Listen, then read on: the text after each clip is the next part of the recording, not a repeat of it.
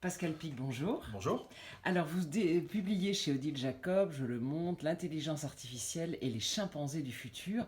C'est incroyable le sujet de ce livre, c'est très original. En fait, vous expliquez que maintenant qu'on va avoir l'intelligence artificielle, on n'arrivera pas à la comprendre finalement si on ne maîtrise pas l'intelligence humaine et l'intelligence animale. Le problème, c'est que l'arrivée des intelligences artificielles nous fait croire que nous, les humains, nous allons pénétrer dans des mondes de technologie, des mégalopoles, et qu'après tout, les animaux, tout ça, c'est derrière nous.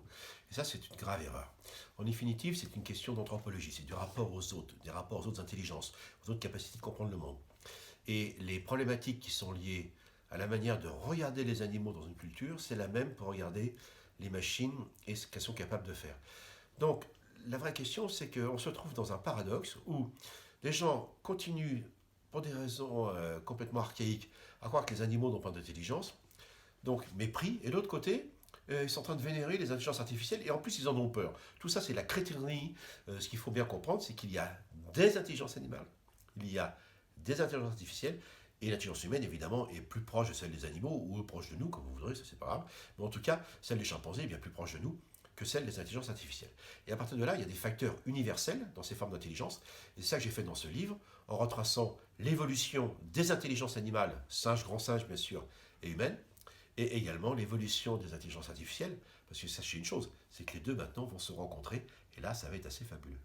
D'ailleurs, vous parlez de notre différence avec les Asiatiques, qui ont une autre conception animiste des animaux et qui du coup ont une autre conception plus souple, je dirais, des robots. Est-ce que vous pouvez nous expliquer ça? Alors, en fait, en France, je donne un exemple concret.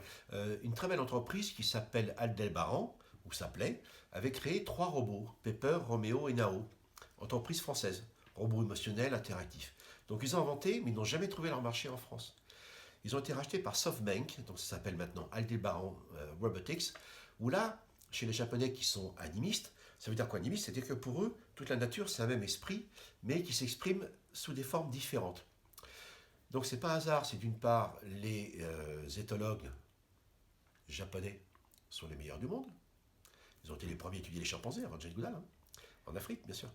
Et si d'un autre côté, les Japonais, qui ne sont pas meilleurs en moyenne, en meilleurs que nous en termes de technique ou de robotique, les Français sont très bons aussi, mais par contre, ils ont introduit plus facilement les robots. Donc en gros, vous voulez une différence d'approche? Vous comparez un dessin animé Walt Disney, qui est anthropomorphique, et les animaux ne sont pas ce qu'ils sont l'image que l'on a d'eux, et un dessin animé comme Goldorak. Et vous voyez tout de suite les différences. Donc pour les Japonais, ça pose, et bien sûr les Coréens du Sud et les Chinois, d'intégrer et d'interagir comme avec, je dirais pas sur le pied d'égalité, mais avec la même ouverture d'esprit, avec des machines animées ou des animaux, est tout à fait identique qu'à notre opposition. À l'inverse, chez nous, on fait l'animal-machine et la machine qui ne serait pas capable d'apprendre, c'est complètement fou, parce qu'en s'entendant d'évoluer par elle-même, je peux vous dire, ça va être assez redoutable. Merci.